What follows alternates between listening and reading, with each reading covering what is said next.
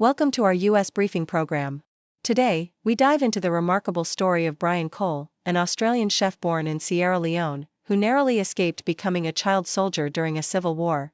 His journey from a war-torn childhood to culinary excellence in Australia showcases resilience and passion, especially as he brings West African flavors to the global stage.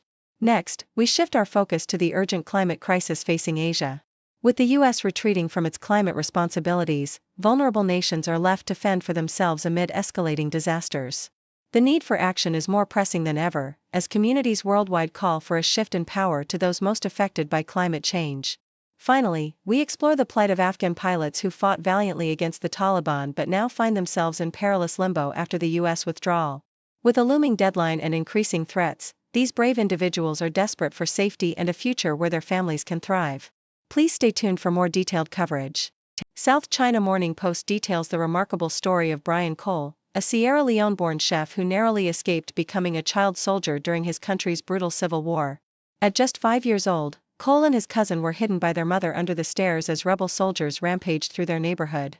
This quick thinking allowed them to evade abduction, a common fate for many children during the conflict. After a harrowing journey that included a helicopter evacuation and a refugee camp, Cole and his family found asylum in Australia. Settling in Perth, Cole discovered a passion for cooking, which blossomed after he won a school competition. His culinary journey led him to become the youngest senior chef de partie at a prestigious hotel and eventually the chef de cuisine at Hearth, one of Australia's top fine dining restaurants, where he creatively blends West African flavors with Australian cuisine. In another piece from South China Morning Post, the urgent climate crisis facing Asia is highlighted against the backdrop of the U.S.'s retreat from global climate leadership under President Trump.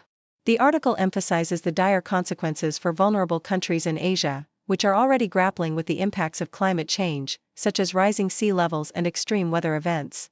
The U.S.'s decision to withdraw from the Loss and Damage Fund, designed to assist developing nations affected by climate-related disasters, exemplifies a broader pattern of neglect towards those most affected by the climate crisis. As the U.S. falters, the article calls for other nations, particularly China and European countries, to step up and take responsibility for climate action. It underscores the need for grassroots movements and community-driven initiatives to combat climate change, asserting that true leadership comes from those living at the front line of the crisis. CNN reports on the plight of Afghan pilots who fought alongside U.S. forces during the 20-year war against the Taliban, now trapped in limbo following the U.S. withdrawal. Many pilots, like Tawheed Khan, are in Pakistan fearing for their lives due to their affiliation with the former government. The article describes the harrowing experiences of these pilots who face threats from the Taliban and the uncertainty of resettlement in the U.S. amidst changing immigration policies. Despite their significant contributions to the war effort, they now find themselves abandoned, with their hopes for a safe future dwindling as deadlines for resettlement loom and host countries tighten their borders. The emotional toll of their situation is palpable, as they yearn for safety and a chance for their children to thrive, while grappling with the fear of being discovered and targeted.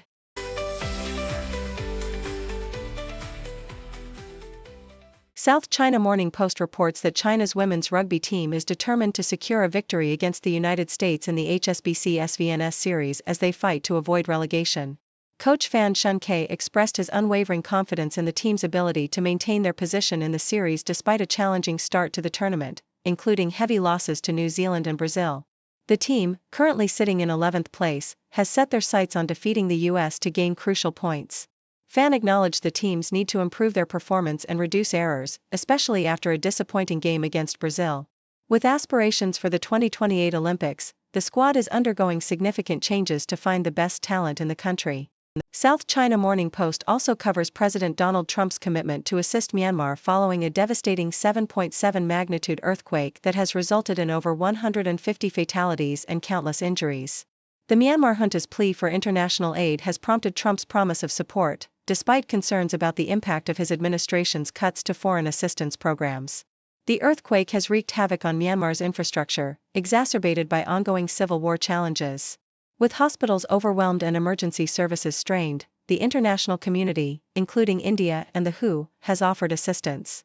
The disaster has also affected neighboring Thailand, where a skyscraper under construction collapsed, leading to additional casualties. Australian Broadcasting Corporation highlights the efforts of Republican Congressman Marlon Stutzman, a cattle rancher, who has introduced a bill proposing a hefty 70% tariff on Australian Wagyu beef. This initiative is part of a broader strategy by the U.S. beef industry to pressure Australia amidst ongoing trade tensions. Stutzman argues that Australia maintains unfair trade practices, particularly through biosecurity barriers that prevent U.S. beef exports. While the bill faces an uphill battle in Congress, it reflects the industry's frustrations and aims to address perceived imbalances in trade relations. The National Cattlemen's Beef Association supports these measures, asserting that reciprocal trade is essential. Meanwhile, Australian officials maintain that their biosecurity measures are critical and unrelated to tariff discussions.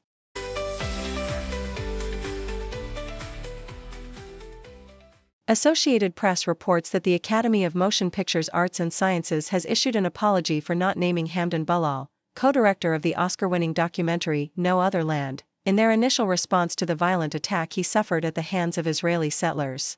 The incident occurred in the West Bank, where Bilal was beaten and subsequently detained by the Israeli military. Following backlash, including an open letter from over 600 Academy members including prominent figures like Joaquin Phoenix and Olivia Colman, the Academy's leaders acknowledged their failure to adequately support Bilal. They condemned violence against artists and expressed regret for their previous statement, emphasizing the importance of free speech. Bilal recounted the brutal attack, stating that he felt targeted, and highlighted the ongoing struggles depicted in his film, which addresses the plight of residents in Masafer Yatta amidst military aggression. South China Morning Post analyzes the political landscape in the Philippines following the arrest of former President Rodrigo Duterte, who faces charges of crimes against humanity. President Ferdinand Marcos Jr. has capitalized on Duterte's downfall, facilitating his predecessor's detainment and thereby weakening the Duterte political dynasty. However, this strategy has sparked a fierce rivalry between the two powerful families, both historically associated with corruption and human rights violations.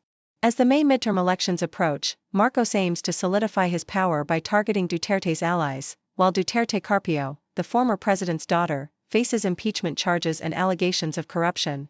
Despite the political turmoil, analysts warn against underestimating the Duterte family's resilience, as they may rally their base by framing the situation as political persecution. The fragile alliance between the Marcoses and Dutertes has fractured, with both families vying for dominance in an increasingly volatile political environment. Thank you for tuning in. The content above showcases the latest briefing reports and analytical synopses, thoughtfully curated by the 6Do team. These insights stem from a wide array of reputable media outlets, think tanks, government sources, and specialized experts worldwide.